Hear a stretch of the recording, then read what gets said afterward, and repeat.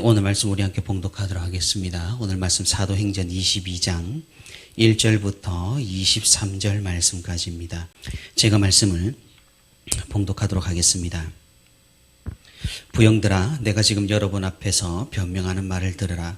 그들이 그가 히브리 말로 말함을 듣고 더욱 조용한지라. 이어 이르되, 나는 유대인으로 길리기아 다수에서 났고 이 성에서 자라 가말리엘의 문화에서 우리 조상들의 율법에 엄한 교훈을 받았고 오늘 너희 모든 사람처럼 하나님께 대하여 열심히 있는 자라. 내가 이 돌을 받게 하여 사람을 죽이기까지 하고 남녀를 결박하여 옥에 넘겼노니 이에 대제사장과 모든 장로들이 내 증인이라. 또 내가 그들에게서 다메섹 형제들에게 가는 공문을 받아가지고 거기 있는 자들도 결박하여 예루살렘으로 끌어다가 형벌받게 하려고 가더니 가는 중 다메섹에 가까이 갔을 때에 오정쯤 되어 호련히 하늘로부터 큰 빛이 나를 둘러 비치매 내가 땅에 엎드려져 들으니 소리 있어 이르되, 사울아 사울아, 내가 왜 나를 박해하느냐 하시거늘 내가 대답하되, 주님 누구시니까 하니 이르시되, 나는 네가 박해하는 나사렛 예수라 하시더라. 나와 함께 있는 사람들이 빛은 보면서도 나에게 말씀하시는 이의 소리는 듣지 못하더라. 내가 이르되, 주님 무엇을 하리이까? 주께서 이르시되, 일어나 다메섹으로 들어가라. 내가 해야 할 모든 것을 거기서 누가 이르리라 하시거늘 나는 그 빛의 광채로 말미암아 볼 수 없게 되었으므로 나와 함께 있는 사람들의 손에 끌려 다메섹에 들어간도라. 율법에 따라 경건한 사람으로 거기 사는 모든 유대인들에게 칭찬을 듣는 아나니아라 하는 이가 내게 와 곁에 서서 말하되, 형제 사울아 다시 보라 하거늘 즉시 그를 쳐다보았노라. 그가 또 이르되, 우리 조상들의 하나님이 너를 택하여 너로 하여금 자기 뜻을 알게 하시며 그 의인을 보게 하시고 그 입에서 나오는 음성을 듣게 하셨으니 네가 그를 위하여 모든 사람 앞에서 내가 보고 들은 것에 증인이 되리라. 이제는 왜 주저하느냐? 일어나 주의 이름을 불러 세례를 받고 너의 죄를 씻으라 하더라. 후에 내가 예루살렘으로 돌아와서 성전에서 기도할 때의 황홀한 중에 봄에 주께서 내게 말씀하시되, 속히 예루살렘에서 나가라. 그들은 내가 내게 대하여 증언하는 말을 듣지 아니하리라 하시거늘 내가 말하기를, 주님 내가 주를 믿는 사람들을 가두고 또 각 회당에서 때리고 또 주의 증인 스데반이 피를 흘릴 때에 내가 곁에 서서 찬성하고 그 죽이는 사람들의 옷을 지킨 줄 그들도 아나이다. 나더러 또 이르시되, 떠나가라. 내가 너를 멀리 이방인에게로 보내리라 하셨느니라. 이 말하는 것까지 그들이 듣다가 소리질러 이르되, 이러한 자는 세상에서 없애버리자 살려둘 자가 아니라 하여 떠들며 옷을 벗어 던지고 티끌을 공중에 날리니. 아멘. 네, 오늘도 이렇게 하나님과 동행하기 위해 새벽기도의 자리나 우리 모든 성도 여러분 진심으로 환영하고 또 축복합니다. 오늘도 우리가 함께 말씀을 살펴보는 가운데 또 이 말씀을 가지고 하나님 앞에 기도하는 가운데 하나님의 크신 은혜와 위로가 풍성히 있기를 주님의 이름으로 소망합니다. 교부들은 우리가 짓는 죄악을 여러 기준에 따라서 분류를 해 놓았습니다. 사실 죄악을 분류하고 그 정도를 나누는 것은 어쩌면 우리 인간의 관점일런지도 모릅니다. 확실히 우리의 법체계는 범죄의 심각성에 따라서 형벌과 변상을 다르게 적용하니까 말입니다. 그런데 우리가 조금만 생각해 본다면 교도소 안에 있는 사람을 교도소 밖에서 바라볼 때 그 사람이 범죄자인 것만을 인식을 하지 구체적인 죄목으로 경중을 따지는 사람은 별로 없을 것입니다. 하나님의 관점도 이와 비슷하지 않을까 생각을 해봅니다. 어떠한 사소한 죄악이라도 하나님께서는 함께하지 못하시기 때문입니다.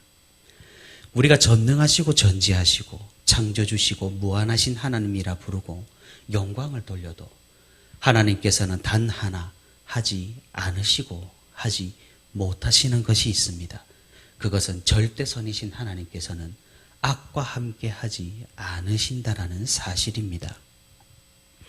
그렇다 보니 죄악의 경중을 따져봐야 하나님 입장에서는 별 의미가 없는 것인지도 모릅니다.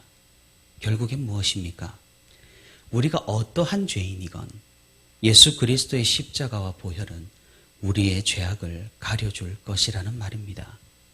물론 조건이 있습니다. 그것은 회개와 믿음입니다. 사도 바울이 항상 강조하던 것도 바로 이 회개와 믿음이었습니다. 어떤 악랄한 죄악을 저질렀던 간에 진정으로 회개하고 주님 앞으로 돌아온다면 하나님께서는 용서를 해 주실 것입니다. 하지만 이 회개에 대해서도 있어서도 논란은 많습니다. 죄악은 단순히 하나님과 나의 관계만으로 끝나지 않기 때문입니다. 사실 우리 사이에 사람들 관계에서 죄악의 대부분이 발생을 하죠. 하지만 하나님께서는 우리 사이 관계 가운데 발생하는 죄악도 하나님 앞에서 죄를 짓는 것으로 여기십니다. 그렇기 때문에 참된 회개가 무엇일까요? 하나님과의 관계만 참회하면 그것이 회개가 되는 것일까요? 그렇지는 않아 보입니다. 우리가 죄악을 저지른 그 사람에게 참회하는 과정까지 회개에 포함하는 것이 옳을 수가 있습니다. 물론 여기에는 여러 가지 신학적인 입장과 논란들이 있습니다. 하지만 다른 사람들에게 큰 피해와 죄악을 저질러 놓고 하나님 앞에 회개했다고 당당한 그리스도인보다 뻔뻔한 존재는 없어 보입니다. 하지만 그보다 더 뻔뻔한 존재가 있나 봅니다. 그것을 고대 교부들이 정리를 한 것입니다. 그 죄악은 바로 교만입니다. 그래도 뻔뻔한 사람들은 하나님 앞에서만이라도 회개를 했지만 교만한 사람은 회개조차 모릅니다. 고대 교부들은 이 교만을 죄악 중에 가장 악질적인 죄악, 가장 첫 번째 죄악, 인간이 선악과를 먹은 이유가 되는 죄악이라고 정의를 했습니다. 그리고 이 교만의 죄악을 통하여서 다른 모든 죄악들, 시기, 질투, 나태, 탐욕, 인생 등이 파생된다고 이야기합니다. 이것이 바로 로마 카톨릭과 정교회에서 말하는 칠죄종이라고 하는 것입니다. 사실 우리 존재 자체가 교만 덩어리입니다. 왜 그렇습니까? 우리는 창조주를 잊어버리고 우리 마음대로 우리 판단과 우리 기준에 따라서 이 세상을 살아왔기 때문입니다. 그런 교만함을 이미 가지고 태어났고 살아갑니다. 하지만 하나님께서는 그런 우리조차 용서해 주시고 품어 주시기로 작정하셨습니다. 그래서 하나님의 은혜로 또 예수 그리스도의 보혈과 공로로 우리는 창조주 하나님과 어떻게 보면은 겨우 함께 할 수 있게 된 셈입니다.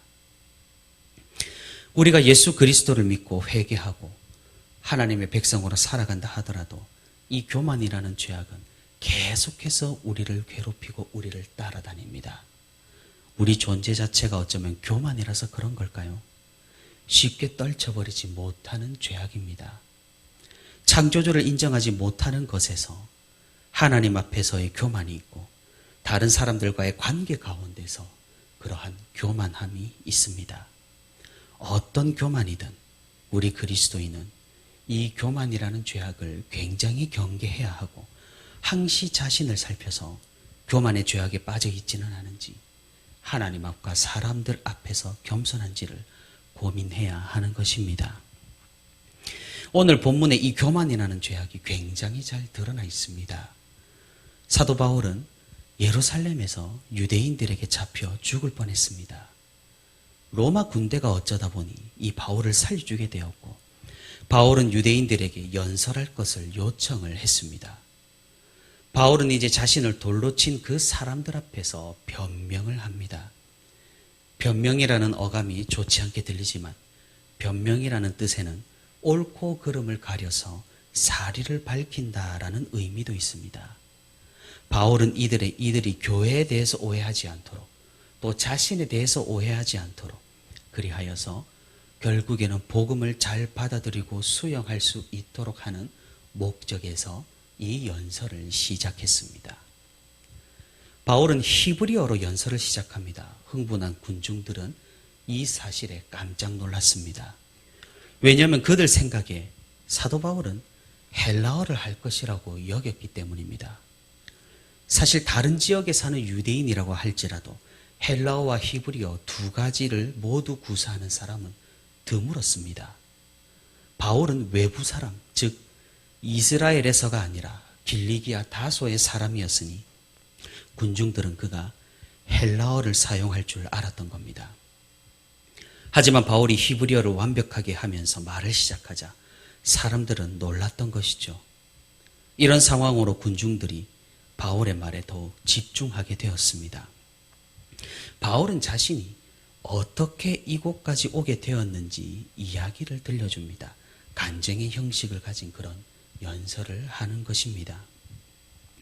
바울은 먼저 3절에서 자신이 어떤 사람이었는가에 대해서 소개를 합니다. 사람들이 오해하고 있는 것과는 달리 자신은 율법에 정통한 학자라고 말입니다. 그리고 그가 처음에 가졌던 열정에 대해서 당신들과 같이 교회와 그리스도인들을 핍박한 시절에 대해서 4절부터 5절까지 이야기를 합니다. 그 후에 6절부터 16절까지 길게 바울이 회심한 사건, 다메섹 도상에서부터 그가 사역을 시작한 때까지 하나님의 직접적인 개입과 예수 그리스도를 만난 일에 대해서 알려줍니다. 그리고 마지막으로 17절부터 21절까지 그가 왜 이방인의 사도가 되었는지, 어떻게 이방인에게 복음을 전하게 되었는지를 설명을 합니다. 그것은 하나님께서 직접 바울에게 명령하신 바, 바울은 하나님의 뜻과 계획에 순종을 한 겁니다. 바울은 자신이 하나님께 받은 소명을 이 군중들에게 알려주고 그들의 이해를 구했던 것입니다.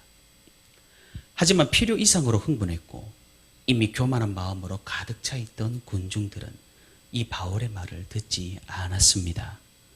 바울의 호소는 허사로 돌아갔습니다. 사실 바울도 이렇게 될 것을 알고 있었는지도 모릅니다. 여기에서 군중들이 바울의 말을 듣고 설득을 당하여서 해산을 한다면 로마로 갈 길이 막히기 때문입니다. 분명 하나님께서는 로마로 향하도록 인도하시니까 말입니다. 그럼에도 바울은 이들을 긍휼히 여기고 교회의 위신을 세우며 오해를 불식시키기 위해 자신의 이야기를 했던 것입니다. 바울의 이야기를 차분하게 잘 듣고 있던 유대인들은 어느 부분에서 발작하듯 거부 반응을 일으키고 다시 분개를 했습니다. 그 부분이 어디입니까? 우리는 22절과 23절에서 그 부분을 찾아볼 수 있습니다. 이 말하는 것까지 그들이 듣다가 소리질러 이르되 이러한 자는 세상에서 없애버리자, 살려둘 자가 아니라 하여 떠들며 옷을 벗어 던지고 티끌을 공중에 날리니. 다시 말해 이들 유대인들은 21절에서 바울이 한 말에 다시 분노했다는 말입니다. 그 말은 하나님께서 나를 이방으로 보내셔서 이방인을 구원케 하셨다는 이 말입니다. 사실 생각해보면 이해가 잘 되지 않습니다. 어째서 이들은 사도 바울의 마지막 말에 분노를 참지 못하고 또다시 폭동을 일으킨 것일까요? 분명한 사실은 헬라 지역에 사는 유대인들도 회당으로 모이면서 이방인을 전도하기 위해 애를 썼다라는 말입니다. 예루살렘 성전에서도 안뜰까지는 들어오지는 못하겠지만 이방인의 뜰을 따로 만들어 놓았다는 것도 이를 잘 보여줍니다. 유대인들이 이방인을 단순히 미워했을까요? 그렇지는 않습니다. 유대인들은 이방인을 전도하기 위해 많은 노력을 기울였습니다. 그들이 분노한 이유는 이방인 자체가 아니라 바울이 주장하는 구원의 길 때문이었습니다. 그것이 무엇이었습니까? 이방인이 율법을 지켜야만 하고 할례를 받아야만 하고 유대인들이 하는 것을 해야만 한다는 그들의 주장을 따르지 않아도 된다라는 바울의 설명이었습니다. 예수 그리스도의 은혜로 모든 형식이 완성되었으니 회개와 믿음으로 구원을 얻을 것이라는 사도 바울의 말 때문이었습니다. 결국 무엇입니까? 유대인과 이방인을 하나님 앞에서 동등하게 올려놓은 바울의 주장 때문에 이 유대인들이 분노하게 된 것입니다. 우리는 잘 생각해 봐야 합니다. 이 군중들 가운데, 이 흥분하고 폭동을 일으키는 군중들 가운데 예수 그리스도를 영접한 유대인들도 있었다라는 사실을 잊지 말아야 합니다. 참으로 아이러니합니다.